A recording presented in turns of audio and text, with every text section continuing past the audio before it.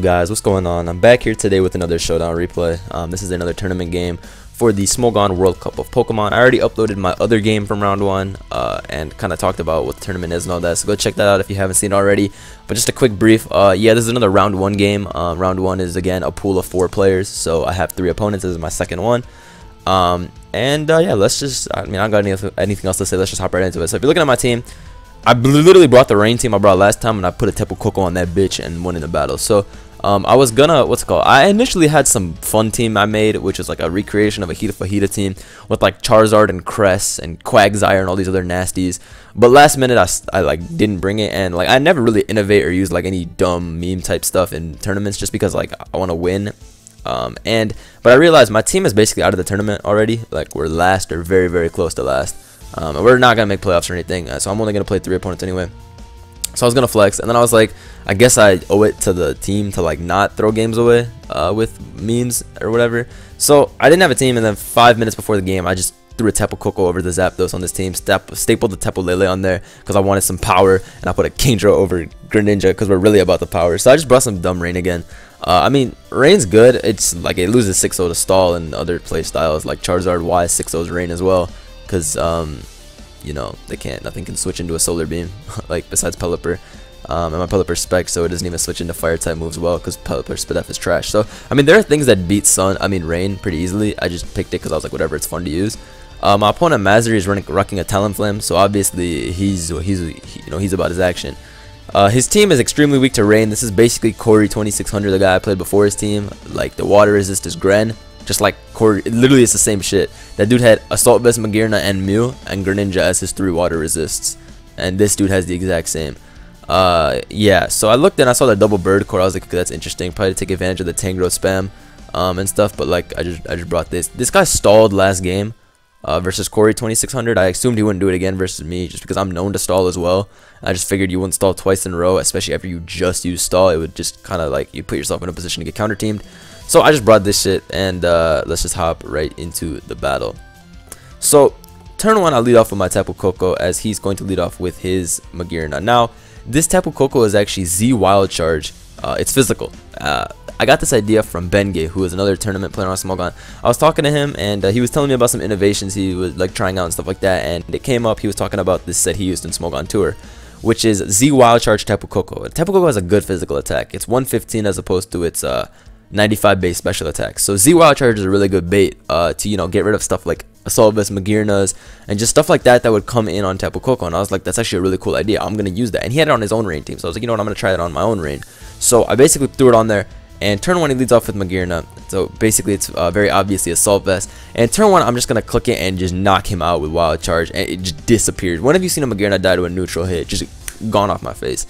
And I knew it was Assault Vest because you would never lead off with you would never lead off with like an offensive Z version, and if this is Z, what the hell would Talonflame be?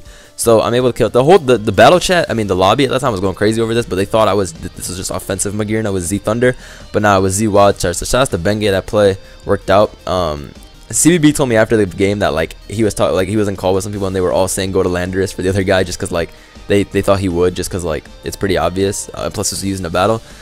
So initially I actually had HP Ice clicked like during this game because I just figured like, okay, he's gonna scout for a turn 1, and plus going Landorus is pretty risk free on Koko, just because like no one's gonna HP Ice a Magearna who's in front of you. Like what? No one makes that play. But he just stayed in, and I clicked the trigger just thinking, actually, you know, he's just gonna stay in, thinking like he eats it up easily, and it just kill it. So that's actually really nice.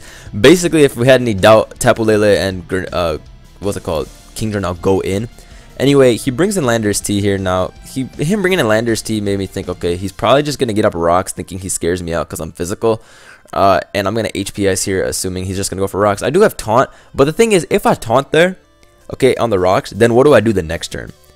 Like, I don't want to go into Pelipper and get U-turned on if that happens. I don't want to HP Ice and just instantly die. So I just figured I'd HP Ice here knowing the rocks are coming, and I keep my Tapu Koko alive there. Because I know even if he Earthquakes by some chance, Landorus is still weakened and rocks aren't up, which is just nice in general. So I was fairly sure he was just gonna rocks up there, so I was confident just staying in and HP Icing. I do it the second turn because who knows if he stays in or not as he goes into his Mew. But him bringing in his Mew, I just taunt this shit, and yeah, I mean he goes for the Wisp, and I'm like, great, I'm in a fantastic position. I U-turn out here now because my Wild Charge isn't gonna do anything. Most Mews are Fizz Def anyway. as he goes back into this Landers, and U-turn doing 7% basically confirms that he's offensive. Yeah, and the HPIs only did as little as it did because I'm Jolly. I have Jolly because like HPIs is only for Zygarde and Landers T, who get 2-hit KO'd with a Jolly nature anyway. Tangrowth takes nothing because I have no special attack anyway, and other shit just doesn't take any damage, so I figured I would just run Jolly and not sacrifice defense for no reason. I go into Lele here. I'm Scarf. I'm just firing off a Moonblast here as he goes into Mew. I get a crit and it does 61, and judging by how little it did, I mean how much it did with a crit, it means like it's probably Fizz Def. So I go into Pelipper here because I'm Specs, and I'm like, alright, show me the switch-ins. Show me the switch-ins, please. Show me the switch-ins. You already know we don't run no Damp Rock Defog Pelipper, alright? We run exclusive Specs. So I come in there, his Mew is slower than my Pelipper for some reason unknown to man, and he knocks me off. And this turn I'm going to Hurricane on the off chance he brings in Gren, as he just sacks his Landers, so that's pretty nice. I've basically killed like 3 Pokemon because Mew's at 20 and all my shit is popping. So he goes into, I believe, Gren here, and I was like, okay, it's probably Battle Bond, not trying to die. So I go into my Ferrothorn as he actually goes for the U-turn, which I did not expect. He crits the U-turn. I didn't, because no one runs U-turn on Gren anymore on Ash. Okay, I need to specify because people always see me saying that, and then I have it in a live or something. Okay, a lot of people have stopped using U-turn.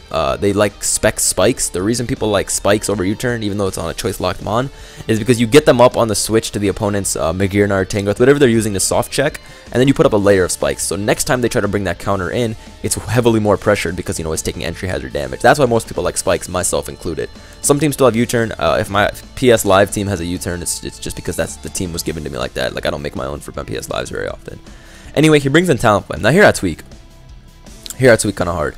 I had no idea what this shit did. I knew it like SD'd and stuff, but like I knew it had like the Sky Strike or whatever. And so I just get up rocks on this thing instead of damaging it, which is a dumbass play. And now here I looked up the analysis and I was like, oh shit, this thing has Flame Charge. I'm gonna get swept. Like, what am I doing? I knew this. This thing is gonna sweep me. So I basically got out of there instantly, and I went into my Tapu Lele and sacked that bitch, thinking that, you know, Flame Charge would kill me. But instead it did 60. And here I was like, oh my god, I've tweaked. This is a +2/+2 talent. Okay, I'll tell you why. I went to this because I knew Psychic Terrain would stop the bird or whatever, but here I made some tweak-ass plays. I thought the Z move would go through the Psychic Terrain for some reason. I don't know why. And so I switched and I sacked my Pelipper for absolutely no reason.